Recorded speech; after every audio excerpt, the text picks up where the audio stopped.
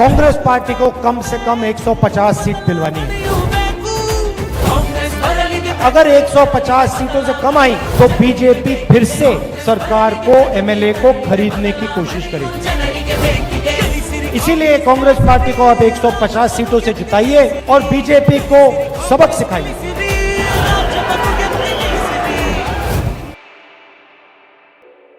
Since 1985, Karnataka has never voted back a ruling party. The same trend has continued in 2023. Defying many predictions of an assembly, the Congress received a clear mandate, winning 135 seats in the state. Both BJP and Congress invested a lot of energy and effort in winning this election. Karnataka Assembly post-poll study conducted by the Lokniti program of CSDS between May 10 and 12. Total of 1,650 voters spread across 60 polling stations in 15 randomly selected assembly constituencies were interviewed. 10 to 15 minutes interview were conducted at electors' home by specially trained field investigators, mostly students from colleges and universities. Questionnaire was translated into Kannada.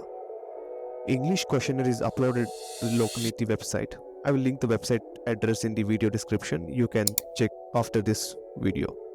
CSDS adopted multi-stage systematic random sampling design for this survey.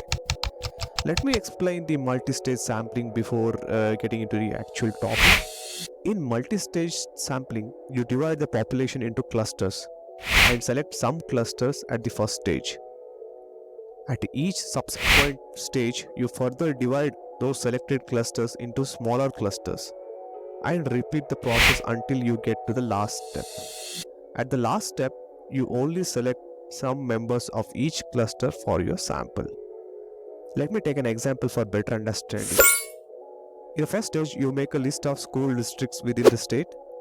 You select 15 school districts as your primary sampling units, that is PSUs. In the second stage, you list all schools within those school districts. You select 10 schools from each district as your SSUs, that is secondary sampling units.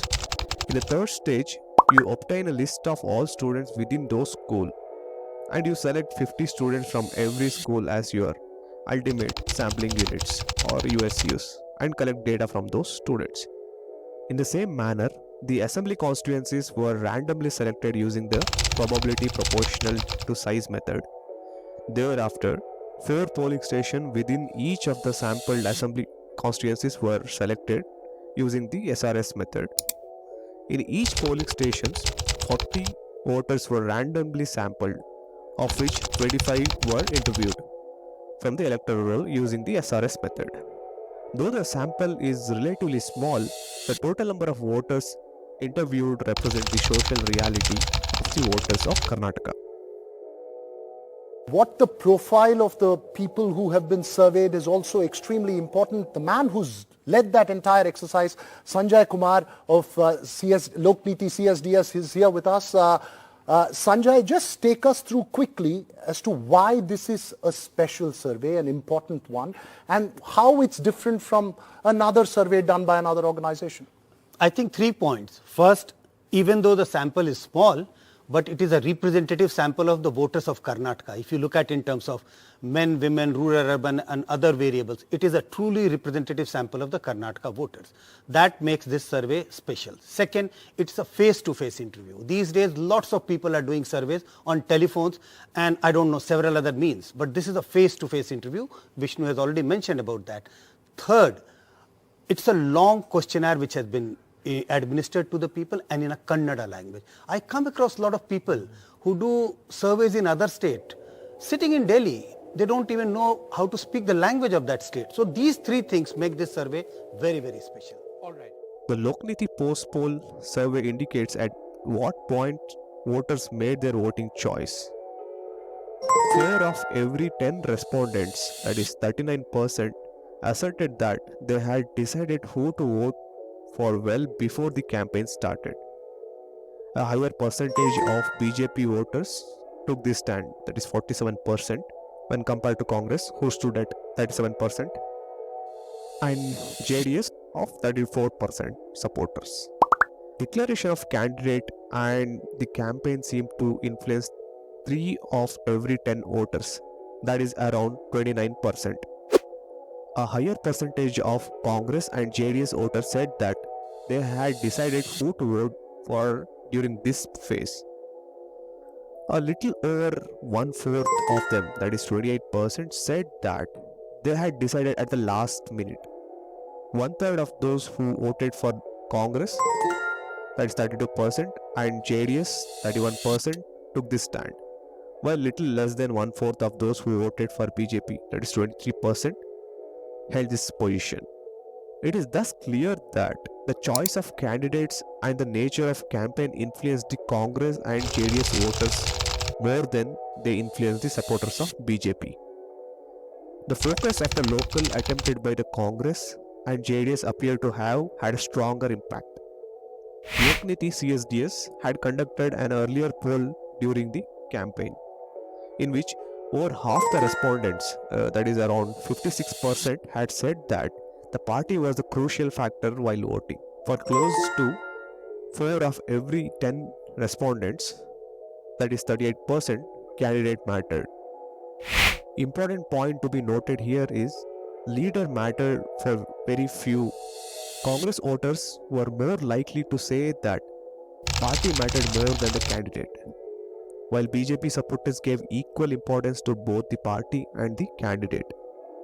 More than half the JDS voters gave greater weightage to party over the candidate. It's clear that Congress received more or less uniform support across all age groups, while BJP drew greater support from younger voters. Congress drew greater support as compared to BJP from those with different educational achievements, except those who had a college degree, a section among which BJP did better. Congress voters were drawn from both urban and rural areas uniformly, while the BJP had much higher support among the urban residents. While the Congress and BJP secured support from the upper class, among the lower class there was a 9% point difference between the support for the Congress and the BJP, with the Congress being ahead. Congress was clearly more successful in building a rainbow social coalition with sizable support among the Vokkaligas, Kurubas, Dalits and Muslims, a Ahinda advantage. A higher share of tribal people voted for the Congress as compared to the BJP. BJP performed better among the Lingayats, but its support among this influential segment has seen a decline, with 3 of every 10 Lingayats voting for the Congress. It is clear that a Ahinda social coalition that the Congress stitched together was more comprehensive than one supporting the BJP. Data suggests that there was a discontentment with the performance of the BJP government, both in Karnataka and at the center. Approximately 2 out of every 5 voters expressed dissatisfaction, with 1 out of 4 voters being fully dissatisfied. Among an equal proportion of voters were displeased with the performance of Modi-led BJP government at the center too. This played a decisive role in the electoral choice, as nearly 61% of the voters who were fully dissatisfied with the BJP government in Karnataka voted for Congress. Similarly, when asked about the performance of the central government over the last 4 years, nearly 65% of those who were fully dissatisfied voted for the Congress. When asked specifically about the influence of the rallies addressed by the Modi on the way they voted, close to 2 out of every 3 respondents, that is 63%, said that it did not influence the way they voted. In the case of Rahul Gandhi, close to 7 of every 10 respondents said these speeches had little influence on their voting behavior. When it came to their preferred chief ministerial candidate, Siddaramaiah was the choice of 4 of every 10 respondents. Incumbent Chief Minister Basuraj Bommai was favoured by little less than 2 out of 10 people, that is around 18%. and for HD Kumaraswamy was by little over than 12%, that is 1 out of every 10 respondents. Karnataka people have exercised their right and result is evident as expected in the survey. Hopefully, new government would meet the expectation of its people. With this, I am ending this video. I hope you like the video. As an encouragement, I would request you to please share this video and subscribe to this channel for more such credible informations. See you next time with one more video. Until then, take care and stay informed.